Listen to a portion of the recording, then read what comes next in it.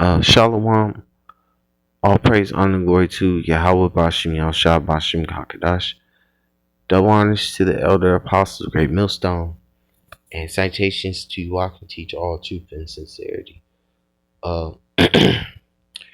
This gonna be called God is only near to the Hebrew Israelites, who are the so-called Negroes, Latinos, and Native Americans, and those that are scattered amongst the heathen. They may look like the heathen, but their forefathers trace back to Abraham, Isaac, and Jacob, and the 12 patriarchs of Israel, um, um, through their father's bloodline. So I'm going to read 2nd Esdras chapter 6, verse 54. It says, "And after these Adam also, whom thou madest Lord of all thy creatures, of him come we all, and the people also whom thou hast chosen." And all people on earth who are, you know, who are human come from Adam, you know, um, come from Adam through Noah's family. Um, so, um, but Yahweh, he chose the nation of Israel, um, who are the chosen people, who are God's children, who are so-called Negroes, Latinos, and Native Americans. They are the chosen people, of the Lord, and there's a chosen amongst them who are the election of the nation of Israel, who's even more near to the Lord. But yeah, those are his favorite people who saw the earth. The earth doesn't run without the Israelites. Because I was having not too long ago, I was speaking um with myself, and I was watching a period piece of the Tudors. And what I was noticing in this period piece, which I'm just gonna give a small brief, uh, summary of what I noticed, was a lot of lies in the period piece, and it wasn't all back to because they're rushing that period piece, so it's not a real authentic depiction of the king, his fellow comrades, his family members, and a few officials that were um, alive during that time. And most of the stuff, there's some gems that are true, but there's some gems that are lies. And there was a lot of lies in there because they were rushing. And that's what I noticed from watching it, I believe, a fourth time. Because I've watched it multiple times. But now, since I'm, spiritually, my eyes are open, I can see the lies within there. And I can understand they rushed this thing. They didn't even take the time out to bring authentic truth to that thing. And plus, they really whitewashed his entire look. Because Henry VIII, the king, didn't look like that. And the only reason why I'm using it is because, Jake lived in castles in exile. Um, you know, we didn't live in the slums as like peasants do. Jake, who were in those lands, those European lands, England, Ireland, Scotland, they all lived in castles. Because we're the salt of the earth. And the reason why I'm bringing this example out or talking about this, because we're the salt of the earth. The earth does not move without us. We invented everything. And that's how, like the scriptures say, Jake is the former of all things. So, we're God's chosen people. So we're his favorite, and that's why I'm talking about it and summarizing, because that scripture, 2nd Esdras 6 and 54, talks about, after these Adam also, whom thou madest Lord of all thy creatures, of him come we all, and the people also, Salakia, people also whom thou hast chosen. And the chosen people are the so-called Negroes, Latinos, and Native Americans. They are God's children. We're His favorite. You know, that's why you know Jake loves music. Jake loves we invented blues. We invented jazz, gospel, uh, rock, uh, you know, R&B, any genre of music. Jake had a hand in that genre of music. We're the authors of everything, just like our creator. You know, you know, we get our spirit comes from the Father of spirits. To be real honest and blunt and bold about that. Because we're His favorite people, and the earth would and I also mentioned the earth would not run without Jake still being on the earth. You know, the earth would continue on without Jake being on the earth. It has to go that way because Jake is on the earth. Without Jake being on the earth wouldn't move. You know. But anyway, to move on, all this have I spoken before, O Lord. Oh, let me read that over again. This is Second Ezra chapter 6 and verse 55.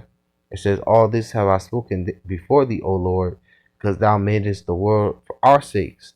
And as for the other people, which also come of Adam, thou hast said that they are nothing, but be like unto spittle, and have likened the abundance of them unto a drop that falleth from a vessel."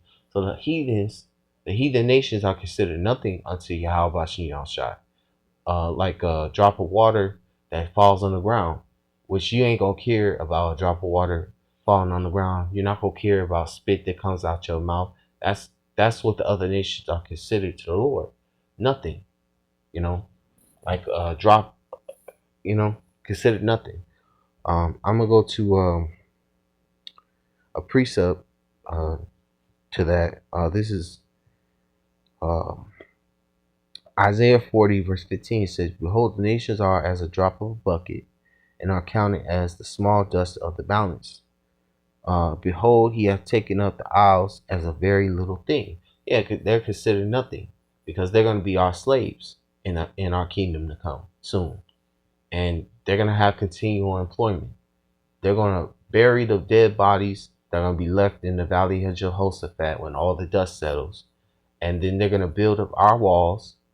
And Esau, when he's finished his term as our slave, he's going to be obliterated, while the other nations will be given land and mercy and justice, and then they'll still be serving us as our slaves, as our servants and handmaids for forever. Because the scriptures say they'll have continual employment. But like I understand, Esau will have no mercy and will not exist. After 1,000 years is up. But I understand that the other 16 nations besides Esau will still be around and still be serving us, in our kingdom. After the 1,000 year period, um, um, after Esau is gone, they'll still be around. But I understand, Esau has you know, a time period that they will run out of, and they'll be gathered up for the fire. But the point is, all these heathens are considered nothing to the Lord, and Israel is His favorite. And because the Lord punished Israel and brought wrath upon Israel because we went after the idols and committed fornication against our power, because He was our husband, and as our being our husband, He was pissed that Israel forsook Him and went after those idols that are don't have no power, when we had a true living power that granted and gave us everything that we needed and wanted, and provided for us as a nation. And we forsook Him and went after those idols of the heathen. So He gave us over to the idols of the heathen and brought the curses upon us. you know um So I'm gonna get Amos first, and then I'm gonna go and get those scriptures that talk about that. Uh, this is Amos chapter 3, verse 1. It says, "Hear this word that the Lord has spoken. Um, Hear this word that Yahweh has spoken against you, O children of Israel, against the whole family which I brought up from the land of Egypt, saying, Ye only have I known of all the families of the earth. Therefore I will punish you for all your iniquities," because all the heathen nations were not there at Mount Sinai with Aaron and Moses given. They weren't given the law, statutes, commandments by Aaron and Moses. Only Israel was there. Um, the other heathen nations were not there. Um, it talks about that in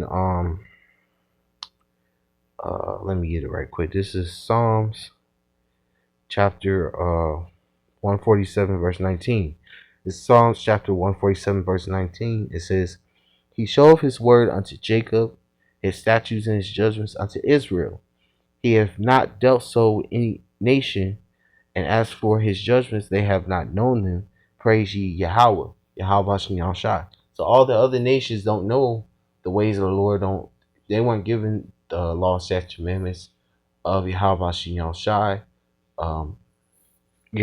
Only Israel was there with Aaron and Moses at Mount Sinai, um, thousands of years ago. Um, only Israel was there. The other nations weren't. Um, that's why uh, the Lord said in Amos 3 and verse 2, "Therefore I will punish you for all your iniquities."